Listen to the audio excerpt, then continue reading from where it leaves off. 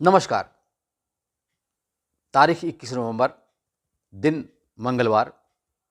मेरा नाम इंद्र मोहन शर्मा और आप देख रहे हैं परत दर परत व्यूज चैनल का विश्लेषण कार्यक्रम। विश्लेषण कार्यक्रम में आज का मुद्दा है, क्या हरियाणा में कांग्रेस का संगठन बन पाएगा? दोस्तों, देश के 5 राज्यों के विधानसभा चुनाव लगभग अब पूरे होने के कगार पे है। हालांकि 3 राज्यों मिजोरम, छत्तीसगढ़ और मध्य प्रदेश में तो मतदान हो भी चुका है और अब राजस्थान में 25 नवंबर को और तेलंगाना में 30 नवंबर को मतदान होना है। उसके बाद 3 दिसंबर को इन 5 राज्यों के चुनाव परिणाम भी घोषित हो जाएंगे और 3 दिसंबर एक ऐसी तारीख है कि उसके बाद देश की जो राजनीतिक फिजा है उसमें बहुत बदलाव आने की उम्मीद है और आने वाले लोकसभा चुनाव 2024 और हरियाणा विधानसभा चुनाव में भी आगे क्या राजनीतिक हवा का रुख रहता है, यह भी इन 5 राज्यों के विधानसभा चुनाव पर ही निर्भर है।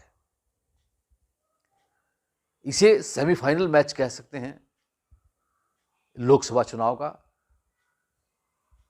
और अब सवाल ये उठता है कि क्या हरियाणा में कांग्रेस का संगठन मजबूत बन पाएगा? आपको बता दें कि पिछले 10 वर्षों में कांग्रेस का संगठन मजबूत नहीं बन सका। अशोक तंवर कांग्रेस के प्रदेशाध्यक्ष बनाए गए थे, लेकिन उनके कार्यकाल में भी हरियाणा में कांग्रेस का संगठन नहीं बन सका। उसके बाद कुमारी शैलजा हरियाणा प्रदेश की कांग्रेस प्रदेशाध्यक्ष बनाई गई। उन्होंने भी बहुत कोशिश की कि कांग्रेस के संगठन को मजबूत किया जाए, लेकिन गुटबाजी की वजह से वह संगठन को मजबूत नहीं कर पाई। उसके बाद कांग्रेस के प्रदेशाध्यक्ष उदयभान बन गए, लेकिन उदयभान भी अभी तक कांग्रेस के संगठन को मजबूत नहीं कर पाए हैं, जबकि उनके कार्यकाल का 1 वर्ष से ज़्यादा का समय बीत चुका है। उसकी वजह क्या है? हालांकि कांग्रेस हाईकमान ने हरियाणा में कांग्रेस के संगठन को मजबूत करने के लिए कई तरह के राजनीतिक पापड़ भी बेल चुके हैं। उन्होंने प्रेक्षकों की टीम 21 प्रेक्षकों की टीम को भेजी गई विभिन्न जिलों में, लेकिन जब वो टीम गई संगठन को मजबूत करने के लिए, उनकी रीडिंग करने के लिए कार्यकर्ताओं की, नेताओं की, तो वहाँ पर आपस में खूब जूतम पेजार हुई। कांग्रेस के गुटबाजी में जो बटे हुए कार्यकर्ता हैं, जो नेता हैं, हालांकि जैसे तैसे एक लिस्ट बनाई भी गई जिलाध्यक्षों की, लेकिन उस लिस्ट को ओपन नहीं किया गया, उसको सार्वजनिक नहीं किया गया। इस बीच ये राजस्थान और तेलंगाना और मिजोरम, मध्य प्रदेश, छत्तीसगढ़ 5 राज्यों के विधानसभा चुनाव भी सिर पर आ गए। इसलिए कांग्रेस के जो वरिष्ठ नेता थे वो सब इन चुनाव में प्रचार अभियान में जुट गए। इसलिए कांग्रेस को एक बार फिर ये कहने को मौका मिल गया कि वो कांग्रेस का संगठन फिलहाल नहीं बना पाएंगे। हो सकता है कि 5 राज्यों के चुनाव परिणाम के बाद हरियाणा में कांग्रेस का संगठन मजबूत कर पाएंगे।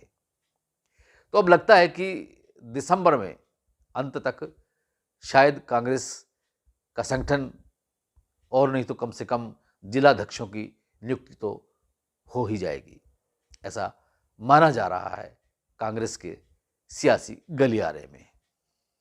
लेकिन सवाल ये उठता है कि क्या इससे कांग्रेस की गुटबाजी खत्म हो जाएगी?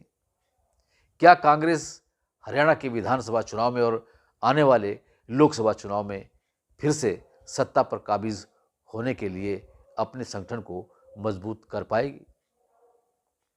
कांग्रेस करे या न करे ये तो आने वाला वक्त बताएगा, लेकिन बीजेपी ने अभी से अपने संगठन को और ज़्यादा मजबूत करने के लिए पूरी तरह से कमर कस ली है।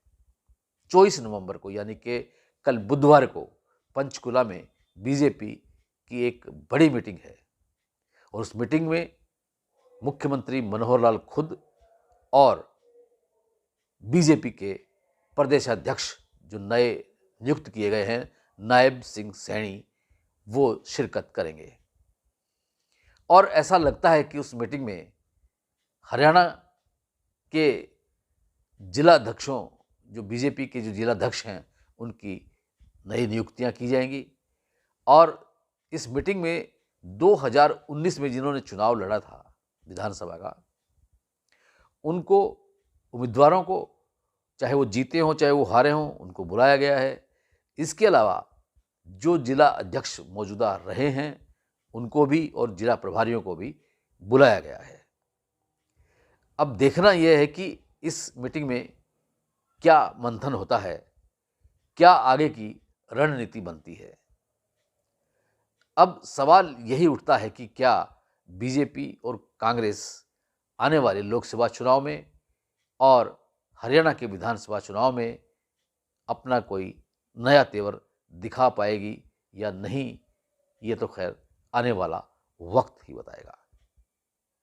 विश्लेषण कार्यक्रम में आज इतना ही। कल फिर किसी नए मुद्दे के साथ आपसे रूबरू होंगे। तब तक के लिए इंद्रमोहन शर्मा को इजाज़त दीजिए। अगर आप इस चैनल को पहली बार देख रहे हैं तो इसको प्लीज़ सब्सक्राइब ज़रूर कीजिए यूट्यूब पे जाके, और इसके बेल आइकॉन के बटन को भी दबा दीजिए ताकि आपको जब भी कोई वीडियो हम पोस्ट करें यूट्यूब पर तो उसको नोटिफिकेशन आपको मिल जाए और आप उसे देख सकें, परख सकें और कमेंट बॉक्स में कमेंट भी कर सकें। अगर आपको ये वीडियो पसंद आया हो तो इसे लाइक ज़रूर कीजिए और इसे शेयर भी कीजिए। आपका बहुत बहुत धन्यवाद, बहुत बहुत शुक्रिया।